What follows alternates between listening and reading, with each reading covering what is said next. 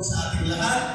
Tayo po ay mananalangin, mapagpala ang Diyos, makapangyarihan Ama na nasa langit. Kami po ay nagpapasalamat sa maraming biyaya, pagpapala na pinatamasan mo sa bawat isa.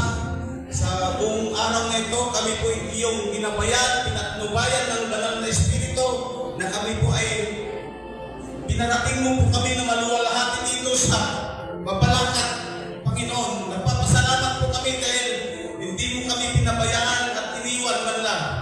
Kaya sa oras na ito, Panginoon, magaganap ang ika-88 na birthday ng aking kapatid.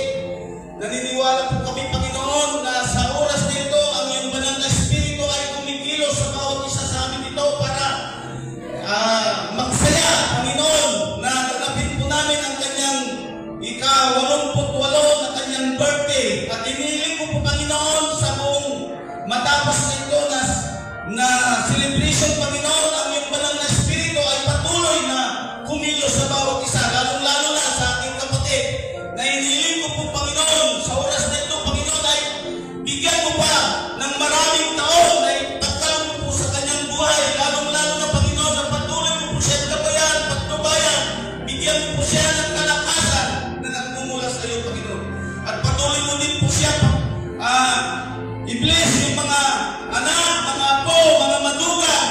Ganun din po kami, mga kapatid niya, Panginoon. Kaya sa oras na ito kami po ipinagkalog mo po ang kasiyahan at nakita po namin ang aming ate na nakarating ng 88 taong gulang, Panginoon. Maraming salamat po, Panginoon, sa oras na ito dahil ang iyong banal na Espiritu ay patuloy na kumikilos sa bawat isa sa amin sa hapon na ito, Panginoon.